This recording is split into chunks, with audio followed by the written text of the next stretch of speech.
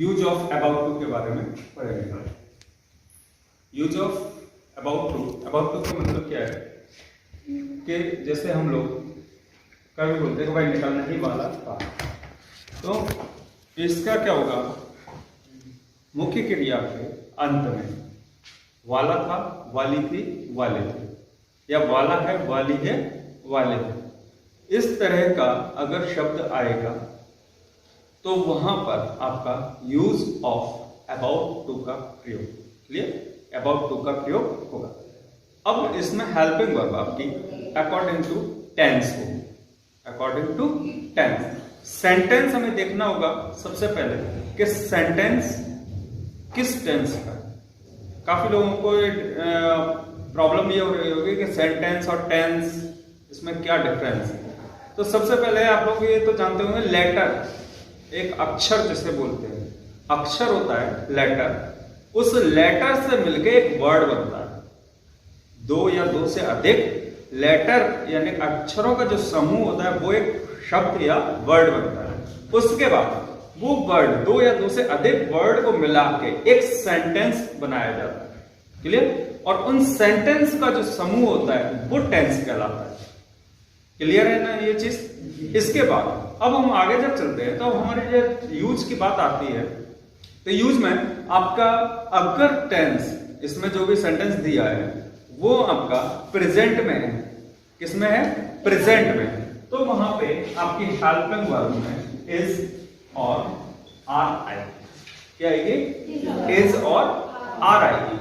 अगर पास्ट में है तो वाज और वर, इन दोनों में से कोई भी आपके आ सकती है। अगर आपका सिंगुलर है सब्जेक्ट, एक वचन करता है, तो वहां पर एक वचन कर्ता के लिए आपकी हेल्पिंग वर्ब इज, एक वचन कर्ता के साथ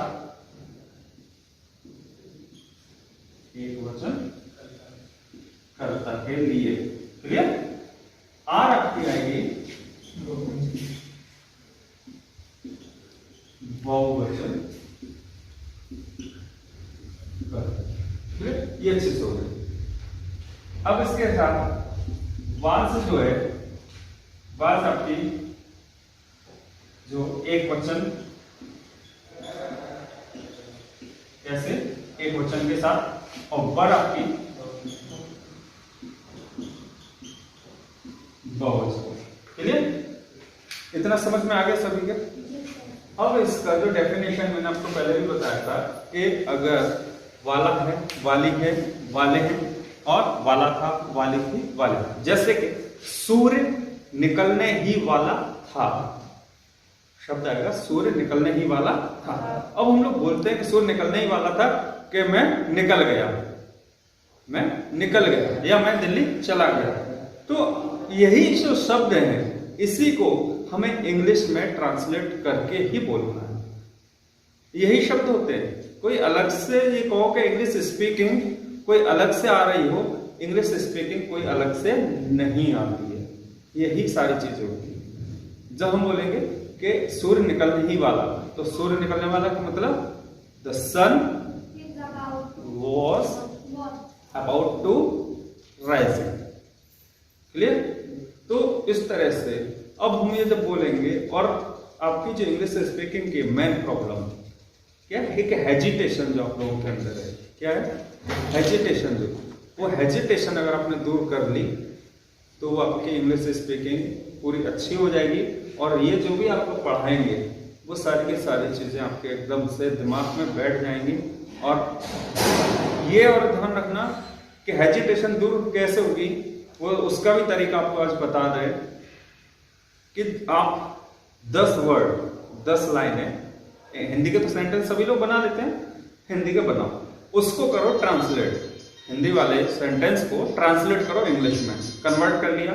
उस कन्वर्ट करने के बाद अब उसी को ही आप इंग्लिश में रिपीट करो, मतलब रिपीट करने का मतलब उसको बोलो, और कुछ अपने बारे में आप इंट्रोड्यूस करो, अपने बारे में इंट्रोड्यूस करो। वो भी अगर जैसे शर्म आ रही हो कि हम कैसे बोल पाए, किसी के सामने कैसे बोल पाए, तो कुछ नहीं, आप एक अपने अलग कमरे में जाओ, आपके यहाँ पे मिरर होगा, आईना, शीशा, सबके यहाँ पे ड्रेसिंग टेबल होगी, उस ड्रेसिंग टेबल के सामने जाके, उस शीशे के सामने जाके आप वही वर्ड आप बोलो, वही वर्ड आप उस मिरर के सामने बोलोगे।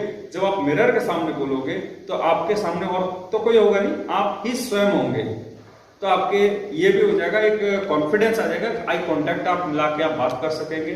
आपकी जो इंग्लिश स्पीकिंग की जो बात है, आपके हेजिटेशन जो अंदर से वो भी निकलेगा, और आपके इंग्लिश भी गारंटी इस चीज की बिल्कुल मजबूत होगी। लेकिन थोड़ा सा आपको ध्यान भी करना पड़ेगा, जो जो आपको बताते जाए टॉपिक टू टॉपिक वो जरूर देखते जाए। अभी हम चलते हैं आगे, अब बताते हैं इसके बारे में पूरा।